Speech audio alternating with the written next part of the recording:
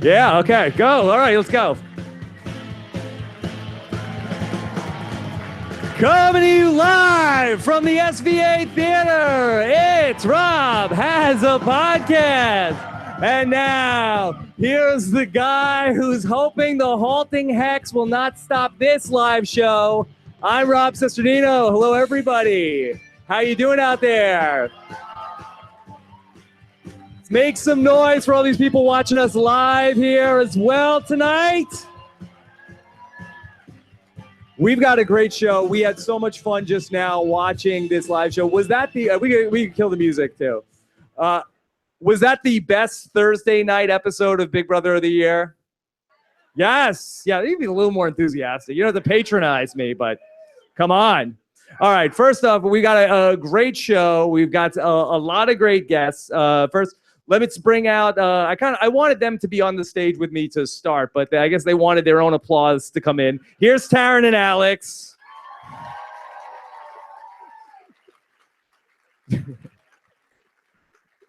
Big ovation. There you go. Held me back. Alex held me back, I promise. I wanted to go. Yes. I have a gift for you. All right, Alex Kidwell has a prop. To give you this. I think you might need it tonight. What is it? Rob has a hex. Rob has Alex, does this say? Oh, right. Yeah. Well, Rob has Alex. both technically true, I guess. Okay. All right. And then, of course, we have with us two icons of Big Brother here with us to talk about everything. First, let's a warm welcome for the rock star dentist. Here is Johnny Mac. Yeah. Here he is. How you doing, buddy? How you doing? He has some props. He has a cauldron and a witch's hat for you listening to the podcast. What are those drinks that are in there? Be a podcast without some potion. You need podcast potion. Okay. And now here he is making his great return to. Is this moonshine? What is this? It's magic. A urine sample? What is this? Here he is making his long-awaited return to Rob Has a Podcast. Please give it up for America's playa, Eric Stein. Woo! Rob, let's hope this goes better than my OTT podcast. Yeah, Eric. I mean, you are like the Paul of the podcast, where you were sort of an underdog figure, then you got propped up, and then you were due for a fall, but maybe redemption. Hurry, Rob! It's a live show. Take your shot. All right. Well, anyway, I'm so excited to talk about this episode. First off, we had all of the drama going into everything with the use of the halting hex, trying to sell us that they weren't going to use the halting hex. And we have a new HOH in Josh. The crowd seemed pretty pumped up for that. Yeah? How are you doing, Eric? Okay? I'm good. No, I'm good. I'm excited. I think this is a great episode. Okay. We have a lot of stuff to talk about, and of course that we are streaming live. We don't normally do this for our live shows, so you can use the hashtag RHAP. We'll be able to check in on that as we go along. So, all right. We witnessed history. The halting hex was used. Did it live up to expectation? I think so. I was scared. I've never been scared watching an episode of Big Brother. That guy's he's a creep. The announcer guy? Yeah. No. Well, the one from the beginning of the show, or the one like doing the light things? Because now that's like some Exorcist level stuff there now. Yeah. He's starting to get intimidating. That is creepy. The whole time I was just sitting there thinking, I was on this show. Like, what are we watching? It was amazing. It's unrecognizable to you? Is that what you're saying? It's just a whole special world out there now. I just honestly, I sometimes I'm sitting there and it's like, it's a soap opera now. There's good guys, there's bad guys, there's magic. Not much strategy anymore, but you know, it's fun. You know, that's interesting, and that was something that Mike Bloom and Liana and Melissa were touching on the podcast last night about how is this no longer a competition game show with strategy? Is this a soap opera? And this season certainly does feel that way. Is that a good thing or a bad thing? It's a bad thing. Bad thing. Yeah. Well, you're asking the robot. I mean, Yeah. Man. But has it been? Are we not entertained? Is that not what we're here for? I think we were plenty entertained before. I mean, Big Brother 8 is a great season. They obviously didn't have the budget for switching lights on and off, but you know. Yeah. I mean, the crazy thing about this whole season to me is that somehow we have these two lunatics in Jess and Cody, and the rest of the house has normalized them. Yeah. Like Jess and Cody are not good people, yet they are your overwhelming fan favorite. They've normalized Jody. Yeah, this is like a whole new breed of underdog where the captain of the football team, the head cheerleader are now menaced by the nerds. Like, Yeah. And I think it's such an interesting question that was raised in this episode. The theme to me was, who is the bully and who is the bullyee? Being bullied? I honestly think they all are, right? They're just all bullying each other. It's a big circle of bully. It does seem as though there is like this battle for, no, I'm the one being bullied. You're the bully. You want to like paint the other person as the bully, and there's like no bully ownership happening at this point.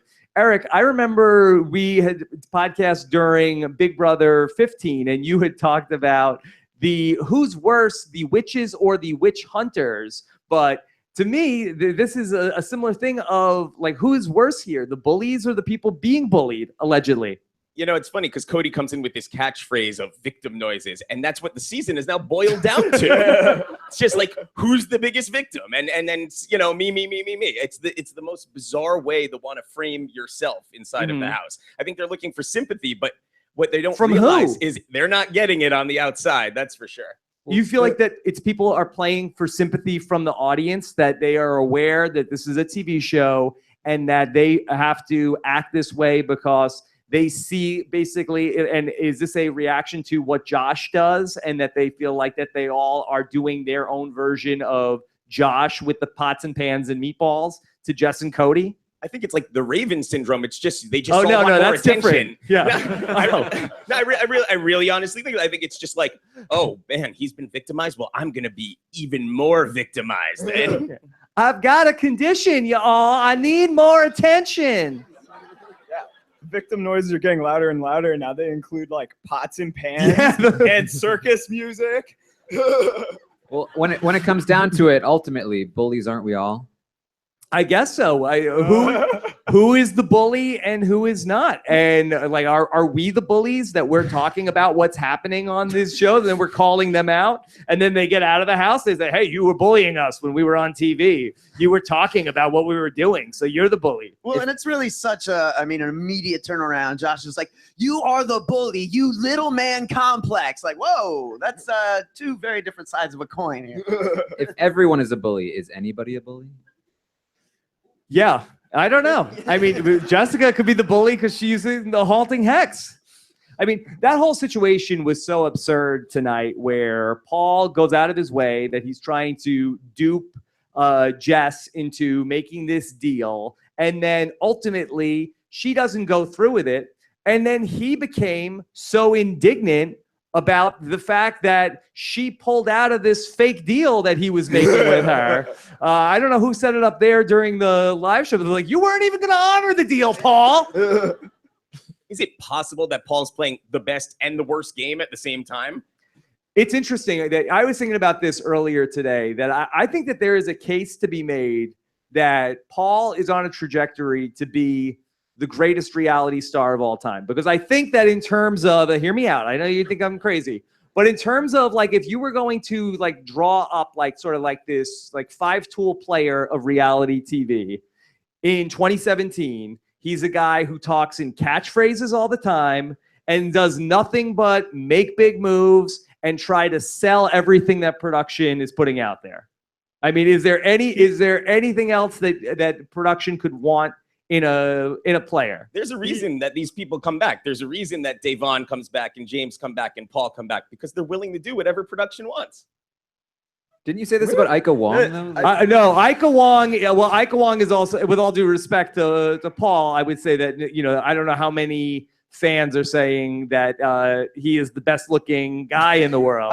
Ika Wong has that going for her also. You just don't want her coming for your edges. Yeah.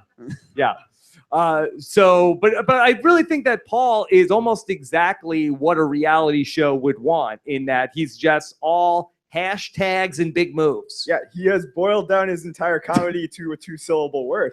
Yeah. Pretty impressive. Yeah, it's like he's become a caricature of his own self. Like last year he had a character that was a pretty good character. Now he's come back with like the bullet points of his character. Yeah, it's the sequel. It's never as good as the original, but they know the formula and they're gonna keep banging it out. That's Paul. It's true. But like, he's figured out the little things that are just like, you know what? That's gonna make it pop, and he's just gonna keep rolling with that. Do you guys know Paul in real life? Have you guys had an interaction with him? I've never met Paul, not once. I'm the only person on the stage that's met Paul. That's kind of weird. I interviewed him at the finale. Yeah. So in terms of Josh now has the HOH, is it Jess and Cody are on the block and this is a no doubter? Oh yeah. Yeah, I mean, you have to think so. I mean, Mark was certainly a possibility, but it seems like, based on feeds towards the end of the week, that Josh and Mark are on better terms, and everybody hates Jess and Cody. That's something just the whole house can get behind. Yeah.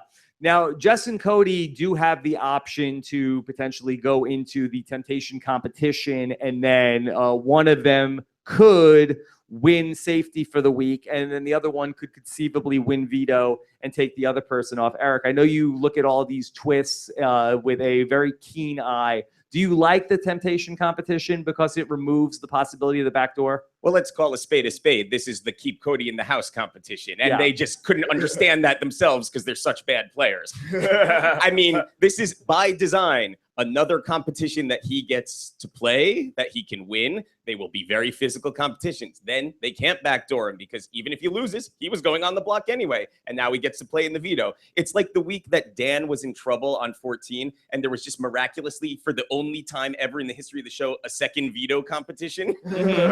This is like Cody's second veto competition. It's just like, and you want to know what? When Cody inevitably goes out again in the next week or two, he's going to come back again. Battle back 2, right? Have we seen Cameron on the outside? Is he tweeting? So not Cameron, Ramses. I'm Kevin now. Yeah, you're calling him Ramses?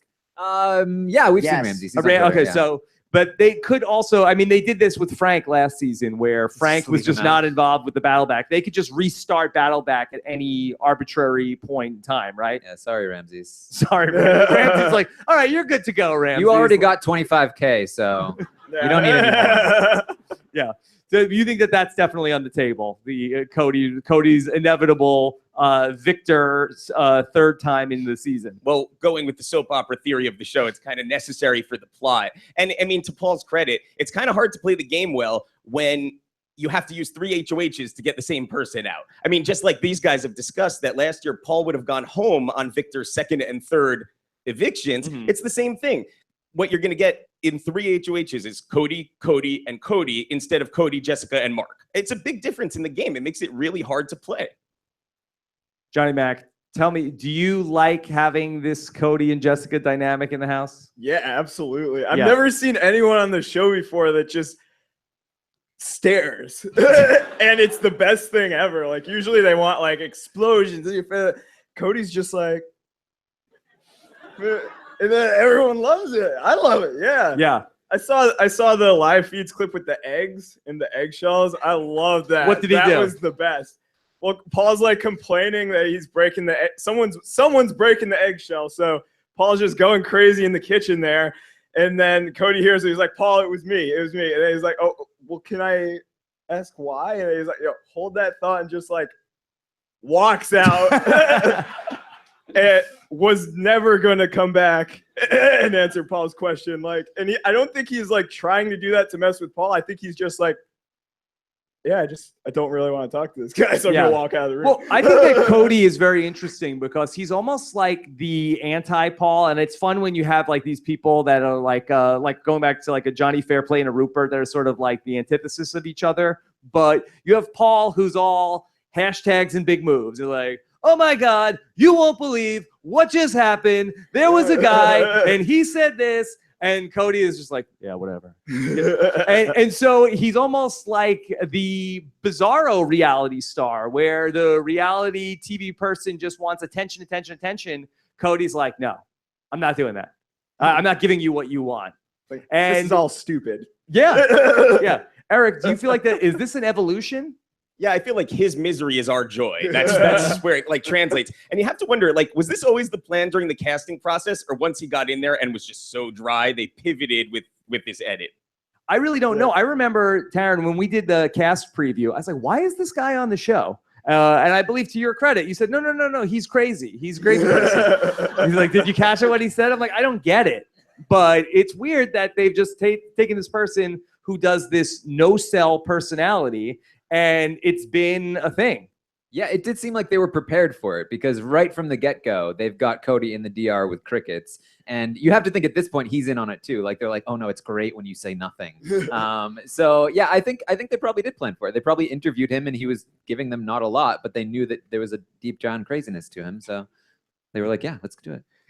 Going back to the veto ceremony tonight, so we saw Paul wins the veto, and then Whistlenut gave the most bizarre speech. It was almost like that he was like taken hostage, and they like prepared a statement for him. I, Whistlenut, would like you to use the veto, and I'm 100% healthy and I'm safe. Grammar I'm being tripped me up treated a well. few times. Right. And then we get to Jessica, who says world peace. And what did Cody say? Cody says nothing. I have no speech. I have no speech. And Paul is like incredulous, like, oh my God, those guys have no respect for the institution of the veto ceremony. Like, since when is Paul such an establishment figure? Paul has, I think, seen 0 episodes of Big Brother, including his own season. Like, none. Yeah. Super fan. But why is Paul so invested in that they, undid the sacred veto ceremony? It's all part of the cult leader mentality. I think this is the group think. Ooh, they're bad. They said bad things. They're the enemy. It's all part of his strategy of isolating and dogpiling. I think I'm sure he could. His dogs were barking. Yeah, I'm sure he could not care less that they didn't give a speech. It's all part of the shtick at this point. That's like supposed to be his moment, right? And then Elena was like, "Oh, that was really funny," and he was like, "I don't know what's so funny about mocking the entire integrity of the game." Like, clearly he's bothered that they like usurped his spot to be like a flashy guy. I want to ask you guys in terms of what we saw in that big melee. Taran, I saw all the updates during the week following that. Was that a faithful representation of how that all went down in the backyard with everybody versus Jessica and Cody, or did they play a little fast and loose? Well, I think the main thing they left out was that Paul and friends had a conversation beforehand where they agreed, let's try and push Cody's buttons as much as possible, get him to maybe even punch Mark in the face, or punch Josh in the face, and get him expelled or get him to blow up so that Jessica won't use the hex on him. So it was a lot more premeditated than I think the edit led on, which made it seem like Jessica instigated it, which she did to some extent. They portrayed those series of events accurately, but they didn't show the planning beforehand, which is what a lot of people were upset about. And they also didn't show that after Jessica and Cody went outside and Jessica's like, why are they still yelling when we're gone? Like, the group had turned on Mark at that point. They're just like, where's their friend now? You know? Yeah, and Raven was really very active in that. Yeah, she was yeah, the dogs were barking. Was that in the show that they referred to all of the minions as dogs? Yeah, yes. On yesterday's episode, they showed the Cody Paul fight where Paul, you treat them like dogs. What? What do you get out of the room? Get out of the room. And I think that fits in with Paul. However you attack Paul, he sort of like then mocks the like where they called Paul a snake. Dominique referred to him as a snake. He shows up at the veto as dressed like a snake. Then if you tell Paul all of his minions are like dogs, then he'll tell everybody, hey, everybody bark like a dog. That way, then that proves that you're not dogs because you bark like a dog. Because if we embrace it, then it doesn't stick. So that's always what his self-defense mechanism. They should really use it against him, where they should really come up with like more and more outrageous insults and see if they could potentially do it. They're gonna need to do something with that zombie suit. Yeah, That'd be a good thing to wear to like a first date, you know? Just hey, this is kind of what I like to wear on Wednesdays or something. If Josh ever turns his back on him, he can cover himself in marinara. The competition tonight, you guys made this so much fun. If you were just watching that at home by yourself, I don't know if that was so much fun, but this crowd was so into watching the ball roll down the hill. Yeah. It was really like we were like on the PGA Tour tonight. It was death-defying. How about Christmas trying to hit the ball? And she's like trying to figure out, like, I'm a person on crutches. How do I do that? I think it was Mike Bloom said, use your own zombie leg, Christmas. Yeah. And then Julie telling her to pick it up. Yeah. Could we pick up the pace a little bit? Girl on crutches. Can you figure out how to hit putt on crutches? Yes. Why couldn't she just use her crutch to hit the ball? I thought she was going to. It looked like she was lining up to, and then she was, no, I'm just like leaning on them. Here's why. Because then on Sunday night when we get to, Brent, you seem upset. Like, why was Christmas allowed to putt the ball with her crutch? So unfair. That is so unfair. Outside influence. They're getting ahead of these things now. This is what we've done to Big Brother. Yeah. They should have also let Josh hit a meatball down the hill. That would have been fair. Okay. All right. Let me see. What else from tonight? Eric. Just a big picture in terms of this season. Do you feel like that this has been a good season? It's been an interesting season. I mean, there's certainly a lot going on. I think, we're watching it through Paul's eyes. So that's the journey that we're experiencing right now. And it's an interesting one. I mean, is he going to ride it to the end like Derek, or is he going to be Paulie, as you guys discuss every single podcast? And I think that there's a lot of shows to fill, sir. Yeah.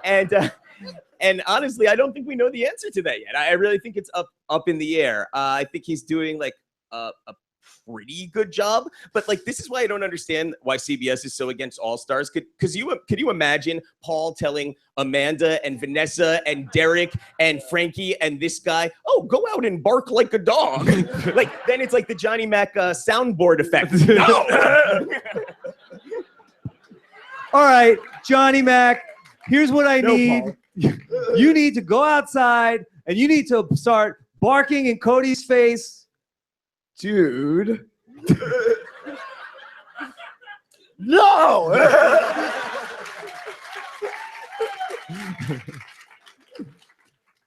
Eric, I wanted to get your take on the Josh of it all in terms of this idea as a strategy of a guy who is just going to this is just part of who he is, going to create loud disturbances in the house.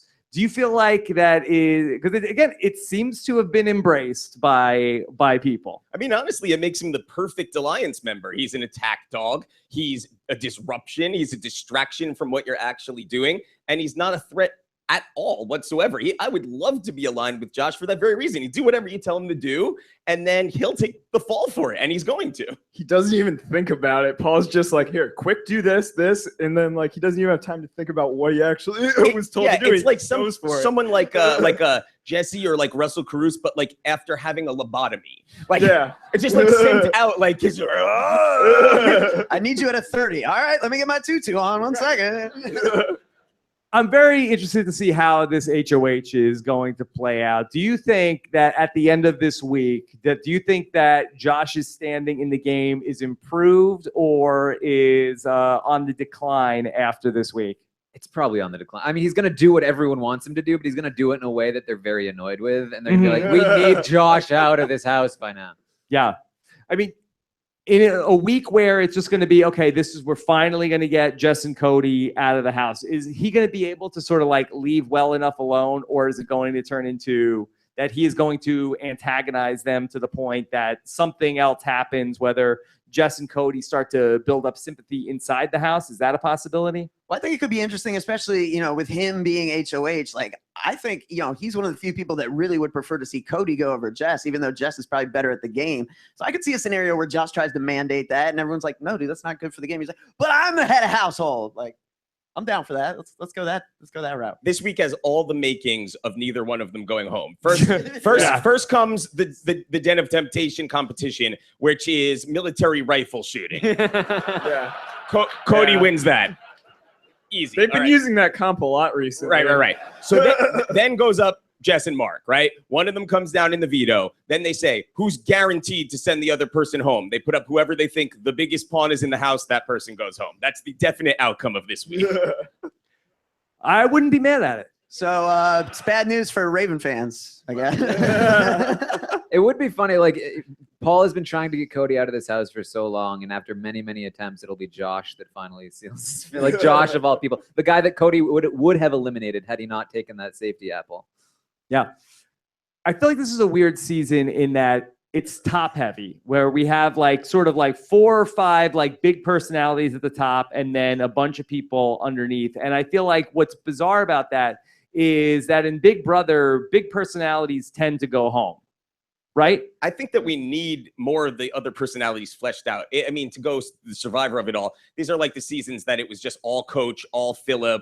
It's like too much at the top, and so you don't really know what's going on underneath them. And I think we're starting to see them try to edit other characters. I mean, as you guys noted, Matt's finally speaking this week. And not to be lost in this episode, he's very specifically, and I'm sure they do this intentionally in the edit, gets the one line in the midst of all the craziness that is making him a good guy. They're trying to set up the next hero of the game. He said, this is embarrassing. Cut to Raven barking like a dog. Mother effing wah! Honestly, having been on the show, that's basically the sentiment I felt every day for the last 10 years.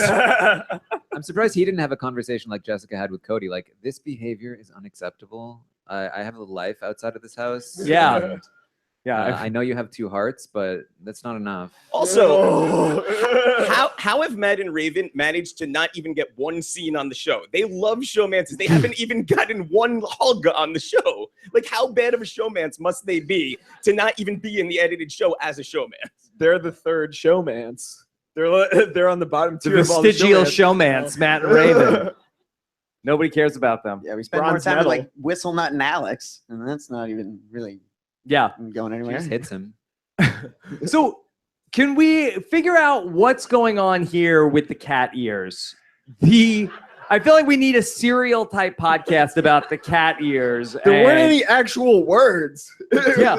At least from what you could hear. So I was like, And are there still cat ears? I think the headline in all this, they were on her head. Who cares where they were? Right now, they're on your face. But in the live show, Jessica had the cat ears on her head. So there's multiple sets of cat Well, ears. that was- Then what the hell is the problem? That was part of the controversy, is that Are they babies? Jessica brought cat ears because cat ears were her thing. And then Alex also had cat ears, and then she wore them all the time. And so Jess felt like she couldn't wear them. Yeah. Oh, okay, it all makes sense now. Yeah.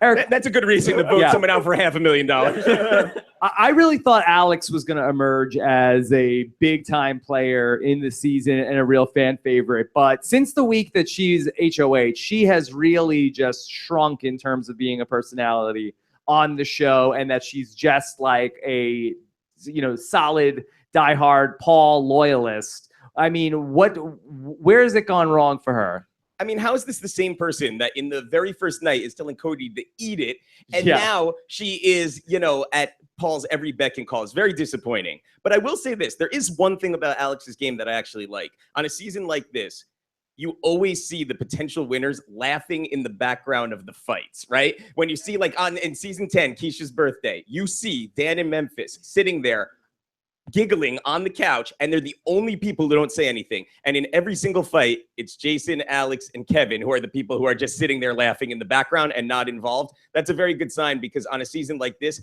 the big people eventually go home and you're left with the leftovers. But hey, the leftovers is a good spot to be this time around. Also a good show. Yeah, give it up for the leftovers, right? Underappreciated. Johnny, can the power of veto be used as brass knuckles? I mean, yeah, I think it's conceivable. You could totally fit your fingers in there. And it's pretty heavy, too. Like, I think it would do some damage there. Could How leave a mark. many teeth would it knock out? I don't know. It'd depend on the angle. Okay. If you went straight up and down, like just the front and center, but if you went side to side, like Ariana Grande or something, yeah, you'd totally take them all out. Topical. You've given a lot of thought to this. Yes. Yeah, I sat there for like 5 minutes. I was thought like, about it. if they're drawing it out of Cody, it might be a legitimate concern. Let's talk a little bit about Kevin, and he's been an interesting figure. Adam Pocket's clapping for Kevin. It's his new favorite. Hope. No, he's not so much favorite. Okay, not a new favorite. He's been a Kevin favorite the whole time. We don't need to turn people against Kevin. Oh no! Oh no! Come on.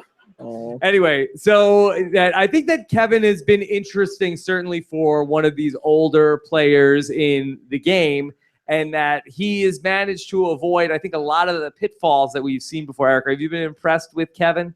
I have. I mean, I think he's one of the only true characters on the show this season, but it's a misconception that the older players don't do well. I mean, Karen, Rennie, Dick, Shelly, Jerry, they all made it into like the final five. So in fact, I don't think an older player has ever not done well on the show. Glenn. Yeah. Hey. As long as they, And I mean, and there's sort of like the preconceived notion that an older person is trusting and loyal, and that they're not going to scheme and scam on me. So it's actually like almost like a built-in way for him to play the game well. Sort of like when like a sweet Southern belle is in the game. It's just like he has the currency of like, well, it's Kevin. He's not going to do anything to me. So what I love about this is that he's actually playing hard, and he actually is scheming, and no one will ever see it coming. yeah, they literally, you just don't even think about it, really. There's no even reason for it to cross your mind. It's just like, he's just gonna be there. It's a lot easier on Big Brother than Survivor, because Survivor, like the less physical people, still have to get over those first couple weeks of not getting voted out just for that reason, that they're not going to be good at any of the physical kinds. What if he pulls a Usual Suspects at the end of this, and he's like, I've actually seen every episode of the show. starts Wow. limping and then walking normally? Yeah. Twist ending. Could Kevin win? Yes. Yeah. Is that the best case scenario? Yes.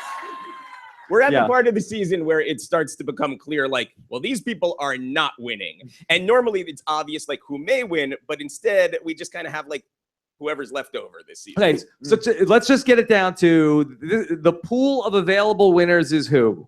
Well, definitely not winning. Cody, Jessica, Mark, Elena, Raven, probably not Alex. I don't think Josh is probably not. So you're Christmas can't compete in a final HOH, so that's tough. right. So then you basically have left Matt, Kevin, Jason, Paul.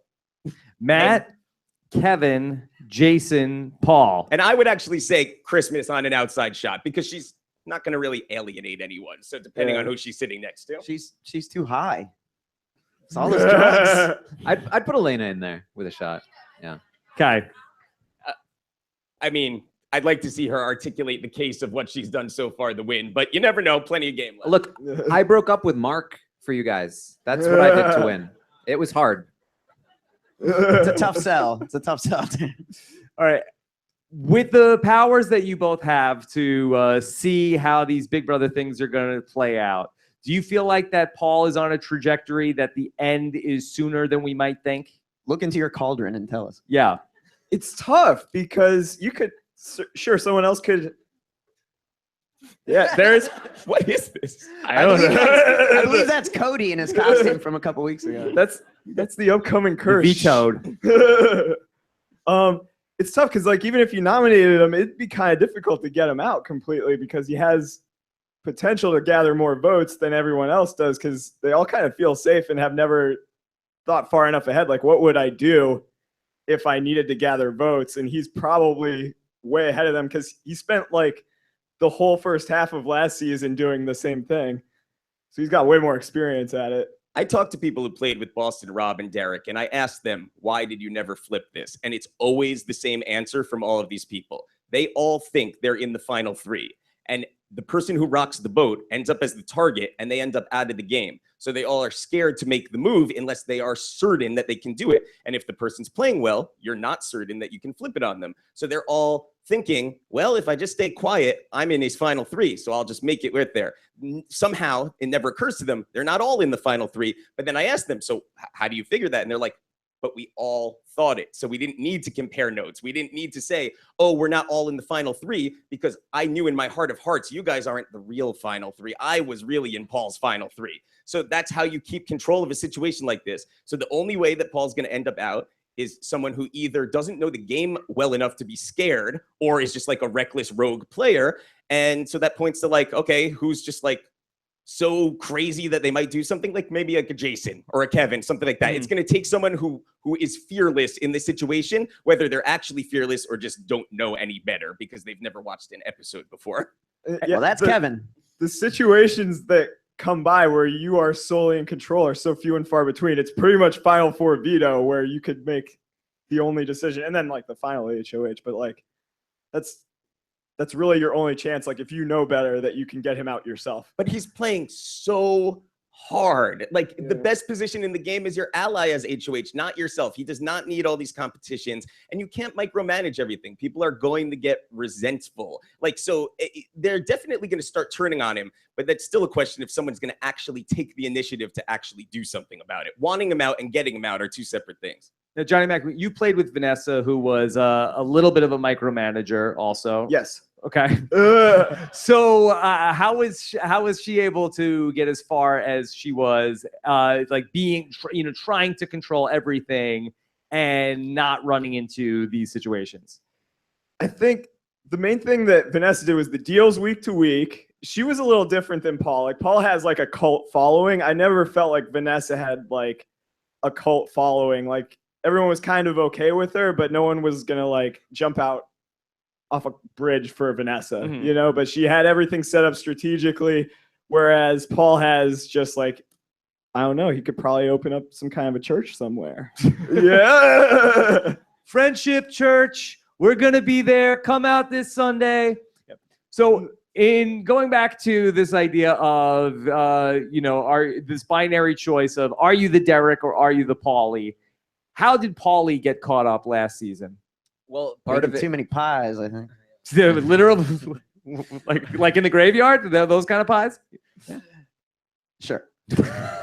Well, peace. We talked about it a little bit on the update this morning, where it's like part of it was Paul. Part of it was Paul being told, "Look, Paulie has a bunch of different sub-alliances, and you're just one of them." And if somebody can find that out, somebody who that person was sort of Natalie, and then Bridget was the one who really got the information and relayed it to other people. If we have somebody that is the mole there, somebody like perhaps Kevin, who can say to Jessica, you know what, Paul has a bunch of alliances and he's got these circles and these circles. She already has a pretty good clue. But if Kevin can go around and start saying, just so you know, I had a secret alliance with Paul. I don't know if you thought you did. Then we could see some people start to be like, wait a minute, what is Paul doing? Maybe we should take him out. But with Josh's HOH, I don't know if it's happening anytime soon. Eric, do you think that there's any way that Jess and Cody could sort of get out of this Brendan and Rachel season 12 zone where it's the whole house versus them? Like, is there any way that they could peel off a couple of allies to maybe work with them in this Paul resistance? I don't really think so at this point, honestly, because there's no real incentive for the majority to do that. It will only hurt their standing in the game. I was thinking about this the other day, and I was like, who are the strategists? Who's going to take down Paul? And I realized I think they were Cameron, Megan, and Dominique. And it's a little bit of a problem for what's to come, because we say, yeah, if Kevin did that, that would be great. But is he going to do that? It's iffy. And I'd say the one inherent difference between Paul and Paulie is Paul socially is a lot more likable than Paulie was. So Paulie lost people because after a while he was incredibly obnoxious and overbearing to them. I mean, they like Paul. So, you know, that gives him a lot more currency. I just don't think, you know, eventually I'd like to think that like grown adults have enough respect for themselves that they might think like, oh, maybe I should make my own decision at some point. You know, one of the differences between Paul and Paulie socially is that Paulie would do things and expect people to follow him. He constantly abused his relationships, especially with Paul, where he was just like, no, you're going to do what I'm going to say. How could you even say that about my game? I watch my brother and Derek. Paul is the opposite, where he makes sure to explain in detail to his followers every single time they make a decision. This is why it's right. This is why we're in the right and we're doing the right thing. He doesn't expect them to follow. He convinces them to follow. Taran, they call that vet-splaining. Yes, and it's very condescending to us watching, but the people who are there are very receptive to it. Okay, I want to start to open this up to take some questions from you guys. I'm sure that you guys have a lot of questions, and then also if you want to just check out questions from Twitter as well. You got one? Yeah, sure. I've got questions. Yeah. That's why I had my phone out and I keep dropping it over here. Okay. Yeah. I thought you were Fire away. Should I take questions from people that are here, or should we let them? Well, ask if you have a question good ready to questions? go. All right. I like this question from Anessa. Does Paul realize the metagame? Oh, if it's from Anessa, let her Anessa ask it. the Well, question. that's what I'm saying. Yeah. All right, here's Anessa. Come on down. I got the microphone over here. Sorry to put you on the spot there. Yeah. Okay. No, you don't have to go up on the stage. Just grab the microphone. Okay. Does Paul realize the metagame that everybody likes Jessica, that she got the temptation? So does he think that the viewers aren't liking his antics? So we talk so much about Big Brother being the underdog, the undercat, and you know, in a perfect world, you want to come into a Big Brother season, you want to be on the outs and part of that second wave of alliance that comes in.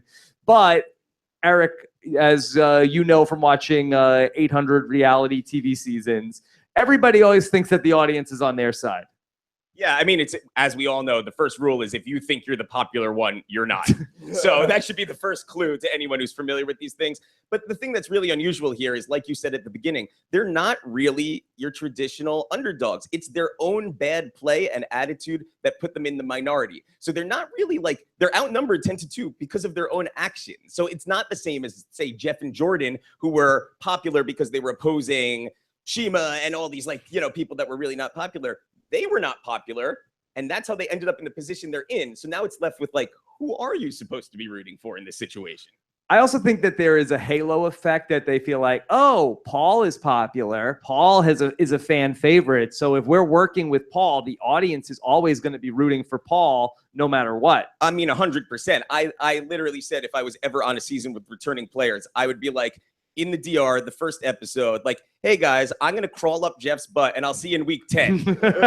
Wait till all of the twists are gone and then literally beg them to not let me speak until week 10 and then come out in week 10. So anyway, there I was in the backyard and just keep playing the game because that is the only way you can play. If you go against who are the favorites, you go home. Like on Adam's season, for example, the first 4 people out were the people who outwardly said, I'm going after Rachel and Jeff. Big no-no. So if you can't beat them, you got to join them. Now, Eric, would you rather crawl up a giant butt, or do you like the relationship that you have with butts as they stand right now? Yeah. I think another aspect of it is that, as we talked about, Paul, he hasn't really watched a lot of Big Brother. I don't think he understands why he was popular last season. He was an underdog, but he thinks he's popular because of his catchphrases and his crazy antics. So he thinks as long as he does more crazy antics, more catchphrases, he thinks he's killing it. He's like, look at all the drama I'm causing. People must be loving this. He doesn't understand that his behavior is different in the context of not being an underdog and being the majority that's, you know, ganging up on the underdog. Yeah, like watching 2 minutes of OTT or even Big Brother 18 might have fixed that, Yes, right? exactly. All right, if you have questions, you should come over there where Matt is with the microphone. If you want to ask some more questions, you could just like, here, come on down, come on down. Okay. All right, do you have another question in the hopper? Sure. We'll answer one more question on your way down here. Here's a question from Graham. I don't know if Graham's here, but I'm going to roll with it. Oh, Graham is here. Okay, but right. he's in the middle. It'll be hard for him to get out. All right. Well, I'll give him a shout out then. Do you see any benefit in Jessica or Cody throwing the temptation competition and forcing Josh to nominate someone else? Okay. So if they throw the competition, then they're by default the third nominee, and then Josh has to put someone else on the block. What do you think? Any merit there? I mean, Seems a little cute to me. Yeah, my answer would be no. They're already prepared for like if one of them is already on the block, they have like pawns ready to go, and there's plenty of people willing to be pawns. Unfortunately, It does get at least one of them into the veto competition, but then Christmas could, I guess, finally pull out her. Yeah. little veto The thing. squeaky wheel. Oh yeah, gets the Christmas grease. is on the show. yeah. Well, Jess and Cody do plan what they plan on doing is what Cody said was if it looks like I'm gonna win, Jess, you throw it so that you'll be on the block and have a guaranteed shot at veto. So they want one of them to win and one of them to be on. I the block. totally forgot Christmas still had that advantage. I completely thought that it was played because there was so much talk that week of like we're blindsiding Jess and Cody, and then we'll use that if they get to make sure that Cody can't play veto. There was so much talk that week, and it never came up again. I totally had forgotten that it was even a thing. Yeah, and what a great power to it. You can swap someone out of a competition. The other ones keep you safe for the rest of the game. It's not really equitable. Yeah. Oh, wait, Okay. and it's only someone who's randomly drawn, right? It can't be someone who's actually. Yeah. Right. Yeah, okay. Yeah. So weak. Hi, Rob. Hello. Oh my gosh. It's Marquesta from New York City. Yes. And I've been a patron of yours for a long time. So I'm just excited to see you. Welcome to NYC. Thank you. Thank you. I have to tell you, Josh is a freaking bully. And it's pissing me off. Right? Yeah. I mean, whatever. But he's a bully and I don't like it. And I really liked Paul initially on here, but you said it on the most recent broadcast, I think it was Friday. His ego is so big that he's turning everybody off. And I'm actually rooting for Jessica and Cody. Okay. Anybody else with me? So I want to know if you Yes. guys feel the same way. I know you don't always reveal everything, but are you rooting for Jessica and Cody? Or they're the underdogs. I want them to win, frankly, because of Paul's big ego. I wouldn't say that I root for Jessica and Cody. Like for me, it's hard to do what I do and have like a real favorite. Like I try to root for the show to be interesting every week and not have really boring podcasts. So I like Paul being in the mix and I like Jessica and Cody being in the mix. And I root against the boring people for the most part. I mean, like I like characters and people that are fun to watch on the show. So, but I can't say that I look at Jessica and Cody and I'm like, yes, come on, you can do it. Yeah, I am probably less for Jess and Cody than a lot of people are right now because I just think that, that Taran, I think you talked about this the other day of that people want them to be these heroes. They're the avatars of the fan favorite as opposed to actually being the fan favorite. People only like them because they're going up against the establishment figure in Paul. I don't think that there's anything that's really redeemable about Jessica and Cody that we should be rooting for them other than the fact that they're the underdogs. Well, I know there are going to be some people that I like them for their qualities. There are Right. some people, but I think what you're saying is that a lot of people are rooting for them because they're underdogs, and I think that's absolutely the case. And I don't think they're the most rootable underdogs we've seen on the show. Because they're not really underdogs. They're outnumbered. It's not the Exactly. same thing. Yeah. And just to go back to that first point about Josh being a bully, again, this is such a weird thing about this season. And I feel like that it's more and more getting into all of the reality shows that we talk about, that there is this like circle of bullying that's going on where, remember, Megan quit the game because she was being bullied by Cody and by Josh. And then Josh felt like then he was being bullied by Cody. And then Mark feels like that he's being bullied. And then they're saying, no, you're the bullies. So there's like this circular bully logic happening. And we don't know, every person is simultaneously being bullied and also a bully. I'm rooting for Kevin. I'm just Schrodinger's bully. Go Well, humans. thank you, Rob. Yeah. I'm going to go, but thank you. And I agree. Paul is strategic and he's persuasive. So he's got me on that one. Yeah. Thank you. And Paul very well could be the best game player in the house, which is a little bit of a low bar. And, as for my rooting interest, it doesn't matter what I do or say. People just will continue to tell me to stop standing Matt.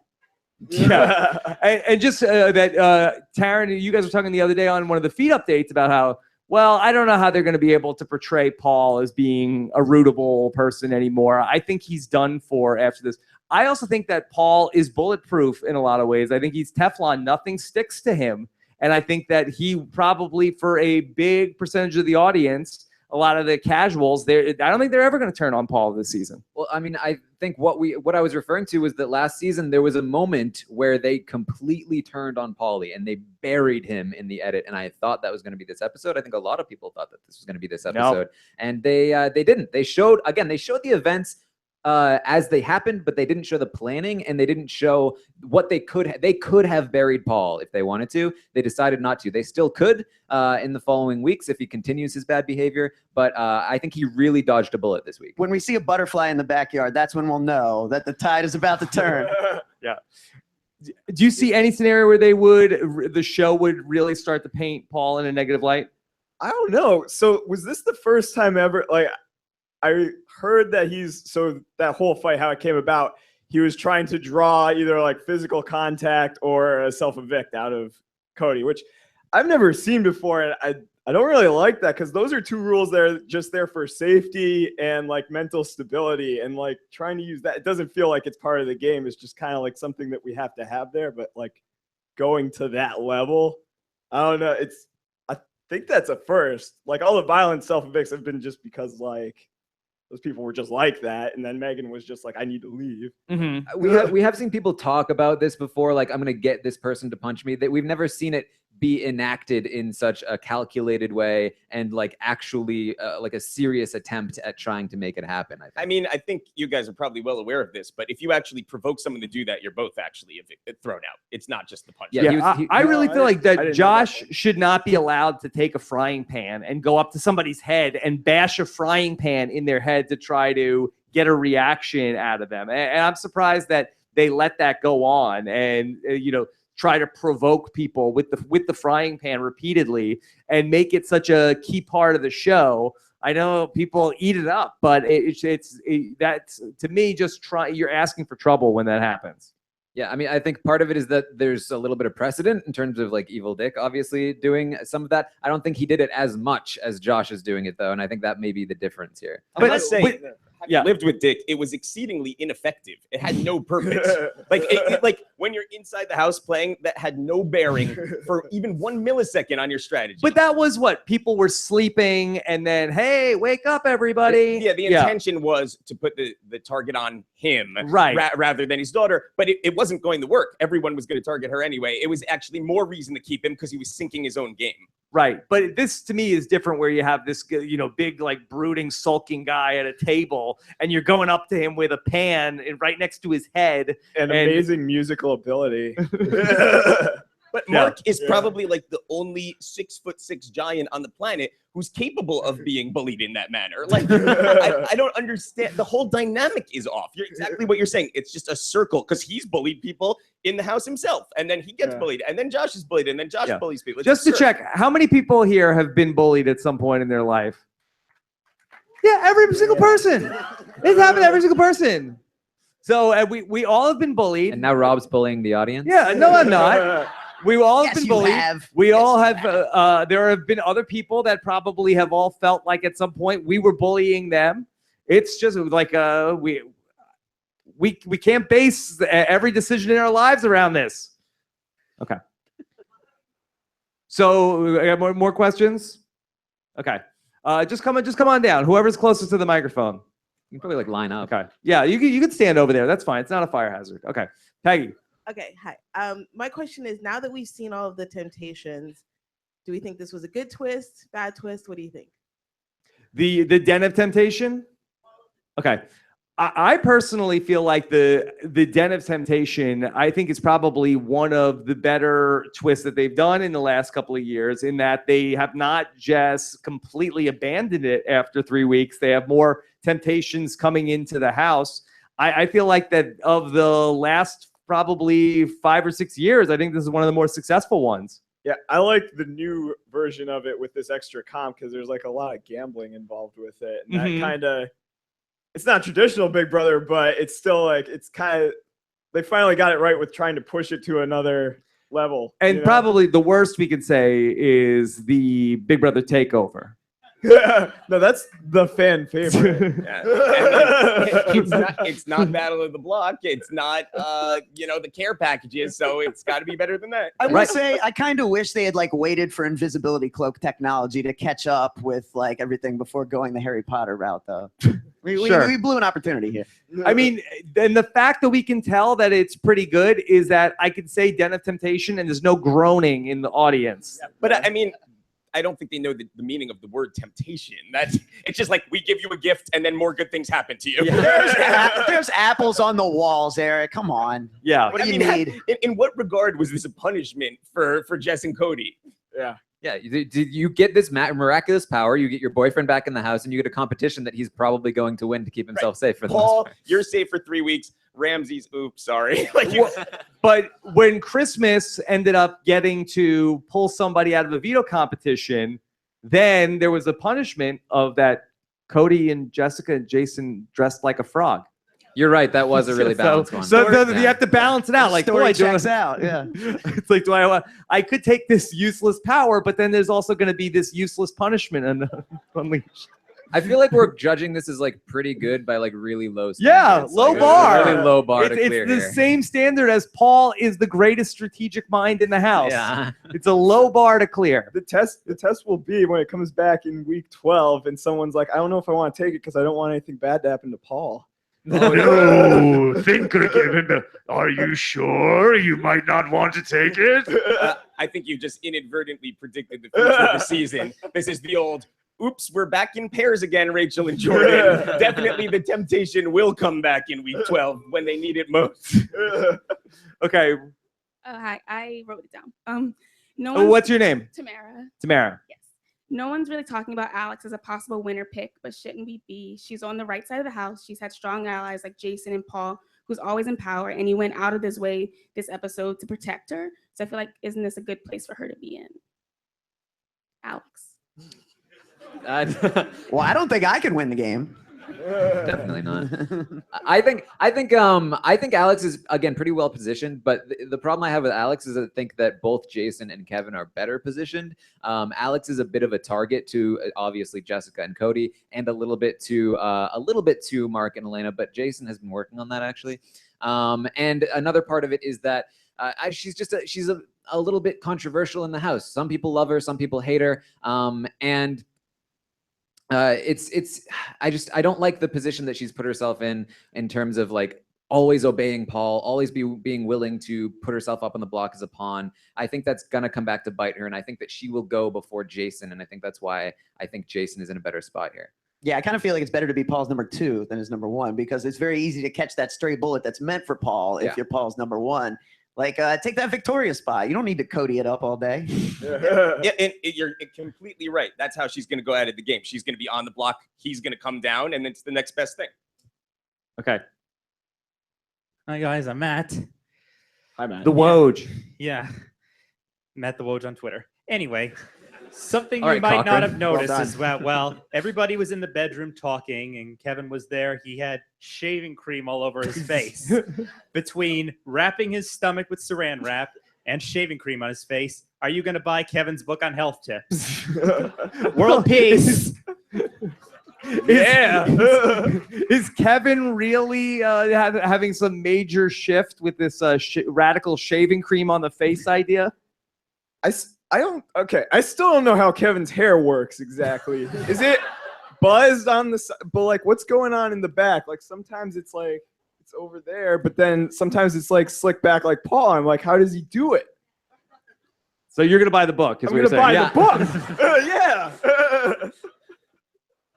Kevin's great. We were talking about it earlier, and I was mentioning, I think my favorite moment on feeds all season was a week or two ago, and Paul was like, none of you guys would have lasted a second with Big Meech in the house. And Kevin's like, is he big? Like, he thinks some guy's going to come in here and beat everyone up. Like, bless him. I used to know a guy named Big Meech. He was a loan shark. Come around looking for his money. Okay. All right. Hi, guys. Do you guys think Josh will reach Dustin level of HOH-itis this week? Dustin level HOH-itis. Needs to get that robe on. That's step 1. Crown. Oh no. I think it's actually going to be like we're watching the same like material on repeat all week. I think it's just going to be more circus music and more everything right there. Yeah. That's 7 years bad luck. Yeah, holding it together. I don't think he's going to actually be an egomaniac. I think he's going to be an annoyance. Do we reach a point where the meatball circus gets old? Do we reach a point where like 3 weeks ago? Yeah, no. But look, this is a great focus group to watch an episode live here with you guys, because when you guys are all excited to see it, but do we reach a point where in a couple of weeks he's doing it and it has not grown or shifted or adapted, and that people end up being just like totally turned off? Well, what if he just, what if he just switched? We were talking about this earlier with the other public domain options. Like, what if he just starts ode to joying it? Like, like he's got some choices here. Doesn't have to stick to circus. I mean, he like needs a new script writer, right? He's like, the material has gotten stale. It's really not good. Well, I think it depends on whether or not he becomes an underdog. If he's like the underdog that fights Paul, I think everyone will love the meatball thing. Because everyone hated Paul's friendship and piss thing until Paul became the lovable underdog, and then everyone was like kind of enjoying it in an ironic way, which is what I think the meatball thing is doing right now. Yeah, I think that if we're gonna like coach somebody to go into Big Brother 20, that I do think that it doesn't matter what these things are. It's really that there is like a Mad Libs element to sort of like coaching somebody. It's like we just take like a bunch of words and put them in a hat, and then that's just your thing. Like going back to Zach Rants, where it's like, Fruit Loop, dingus. Okay, that's a thing. I mean, even Paul with friendship is good, pissed is bad, sketch. Okay, that's a fool does this. And now we have the meatball and circus, just like completely unrelated ideas. We can just go into the house,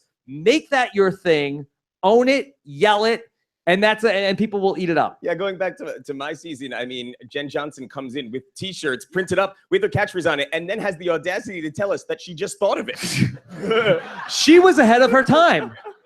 She really was a genius, genius. She was in Jensa. She knew. Yeah, I mean, I think what Josh and most of the cast this season proves to us, I tweeted this a few weeks ago, but just because you have to take a psych exam does not mean you need to pass it. They are just getting a baseline of what your state of mind is. It doesn't need to be good. Yeah, they just needed it out to say, well, he took a psych exam. Yeah. Okay. Who's up next? Yes. Hi, y'all. I'm Susie. Hi, Susie. So I've been having a lot of feelings about Jessica and Cody because I really like Jessica, but Cody scares me. And I think what I've realized is that Jessica is like that girl in high school that's really, really cool. But you kind of don't really realize that she's really cool because her boyfriend sucks. And then like her boyfriend's like absent for a week or something, or they break up. And then you realize she's so cool. So I'm wondering if there is a way for Jessica to escape the grip of her scary boyfriend and rise like the phoenix that I know she can be. Okay, so does Jessica need to kick Cody to the curb to become the princess who was promised? Yeah, I think the momentum is just going to have that happen eventually. She doesn't really have to do anything there. Yeah, I wonder what would the reaction have been if she would have let Cody go tonight. That you guys talked about during the week. You feel like that it would have been a bad thing for her because it would have been seen as Paul's move. Oh, yeah. I mean, I would have been saying, move aside, Marcellus. Like, that was terrible. Yeah. And that if I were Paul, just like, I think she's going with it. Let's just get rid of her and get rid of exactly. She was going to go home. Yeah, if she had not used it. I mean, I think that they're actually just really fortunate that they're outnumbered. That's what's made them these big, rootable characters. I mean, I think in several other seasons, they would be more like Jeremy and Caitlyn than they would be like Brendan and Rachel. Like, they would just be gone, out, unliked, and mean. But now they're popular, so good for them. Hey, they were great in Twilight. I don't know what you're talking about. All right, let's do a few more questions. And let me know if you got another couple quick ones from Twitter. Yeah. Hi, I'm Jason. So we've talked a lot, not Whistlenut. We've talked a lot about Paul. If he makes it to the end, is he the best? I want to know how close to Paul losing. How when is the closest time he can lose where it's the biggest fall from grace we've ever seen? Like this week? Well, now? Josh is HOH. He's not going to nominate Paul.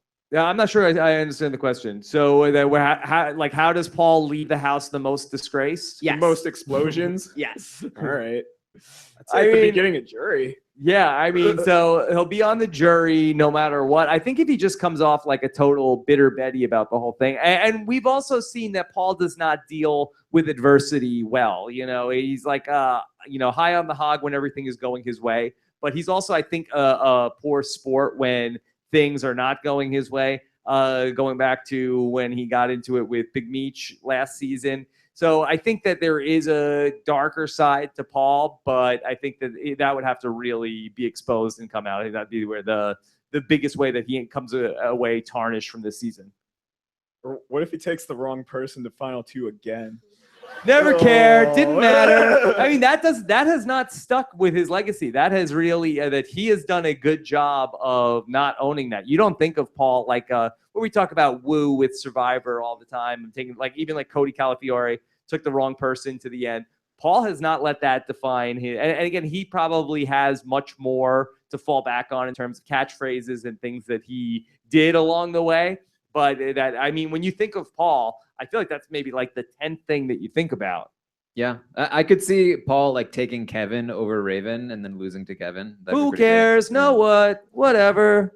Yeah, I could see Kevin pulling the Rudy, and like he wouldn't even have to know jurors' names, and he'd still be voting for him. Like, we had a great summer together. Yeah, remember that? Eleanor, you were fantastic. You'll come to the house. It'll be great. You'll sleep in my son's See you room. at Thanksgiving.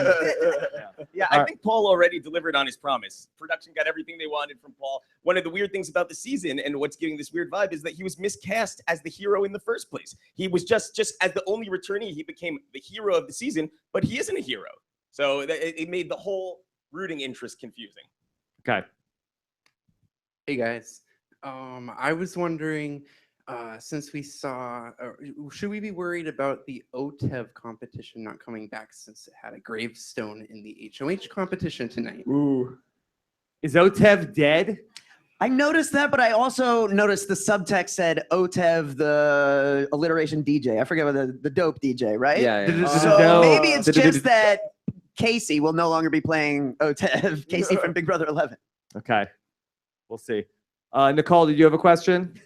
Come and ask a question. Ask a question. Everybody wants to get your take on Big Brother 19. Come on, ask a question. This is why you get yelled at. I just want to know if there's alcohol in the potion. Yeah. Nicole texted me earlier tonight. She's like, all right, have a drink waiting for me. I'm like, well, about that. We don't. So, yeah, okay. Anything else from Twitter? Yeah. This question came from, well, it's really a few people have different takes on this, and I'm curious like what your guys' takes are. Some people really liked, I know Taran's in this camp, really liked that this comp is a total crapshoot because you have to kind of game for it socially.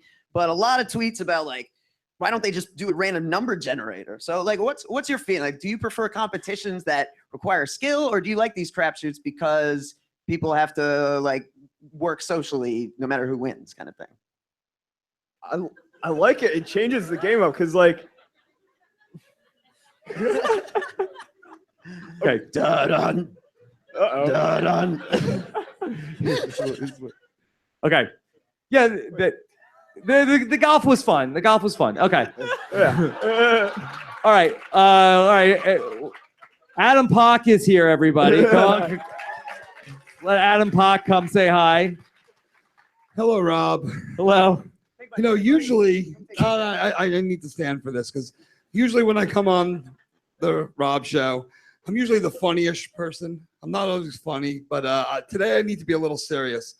Oh, no. I just got a text from my doctor, and apparently I have 17 different diseases, and I'm not going to live till the end of this podcast. So I just started a GoFundMe page, and I really hope that everybody will donate money because, I mean, my 17 hearts are not beating right. And I'm glad you're laughing. This is serious shit. But Rob's community has been semi-nice to me. So I figured, you know, your spare change in your pocket should be fine. So the GoFundMe is Adam, his heart is dying.com. So That's it. That's it. I have nothing more to say. Big brother, whatever. It is what it is. But oh my God, $5. Oh my God, I'm rich. I'm sorry Wait. for bullying you. You gotta It's show okay. us. You gotta show us your dance gifts. I'll take the $5 and walk away. Thank you. While Jillian sings Whitney Houston. Okay. All right. I hope that joke is worth $5. It was to you. I promise you'll never see that again. You gotta report that to IRS. All right. Anything else from tonight's episode? Are you guys ready to go to the bar? Okay. All right. And Nicole mode is for everybody. Okay. All right. First off, what's the hashtag tonight? World peace. Yeah. Meta world peace. Good. Yeah, I'm down for world peace. for once. Hashtag world peace. All right. Taran, what's coming up on the update? Do we have any updates? Do we have any updates from the feeds? I mean, The yeah, I audience think- probably knows better than us. Yeah. I was glancing. Alex and Mark are fighting for no reason apparently, and Do I need no to reason. cue the spoiler song for this? I don't think so. Okay. And then I think Josh is going to pick the have-nots, and if so, he's going to definitely pick. Oh wait, hold on. Jody and Mark. A spoiler. Warning means that an actual Spoiler. Who did that? this country has been detected, and that protective action should be taken. Okay. It's much less impressive in person, I guess. Yeah. Okay. So Taran, when's the next live update? Tomorrow morning, hopefully at 10. Just depends on how much time we have to get out of Podcast House. But we'll be live at Podcast House again. Hopefully no interruptions this time with the pots and pans. I think I cowered Matt enough by raising the pot to him. Okay. Good stuff there. Eric Stein and Johnny Mac, fantastic job tonight. Thanks. What's the matter? You now you look sad. No, I feel great about this, but I feel like what we've learned from this is we should let the audience drink in the future. Yeah. They're fine. You guys are Bullying fine. the audience again? Yeah. Okay, Johnny Mac. What's going on with you these days? What are you up to? Just doing the dentist thing, shucking teeth, stuff like that. And I've been making EDM music. Whoa. Yeah. I'm not good, but I've been doing it. Hey, Eric, what are you up to? In the 30 times I've been on the podcast. Eric, what Have are your I plugs? ever once plugged anything? What are your plugs? Do you have any good plugs? No, I got nothing, Rob. Okay. All right. Well, great. Such a pleasure to be here in person with you guys. Thanks, everybody, for coming out here. Yeah. Thank you to the SVA Theatre for hosting us tonight. Special thanks to Angie Kant, who did a lot of work behind the scenes making this all happen. Shout out to everybody else who came on out to see us in person. We very much appreciate you guys here in the audience. It was a great energy here tonight. And we will be back Sunday night. Also, Taran is going to have the live show this Sunday night. Taran has a podcast. Yeah. And you will be on East Coast time. All these East Coast people are going to be very happy to hear that. I'm your savior. Yes. Yes. And I'll be live with the Game of Thrones recap at 10:15 p.m. Eastern time on post-show recaps. All right? So have a great night, everybody. Thanks for watching, and we'll talk to you again soon. Take care, everybody. Bye. Yeah.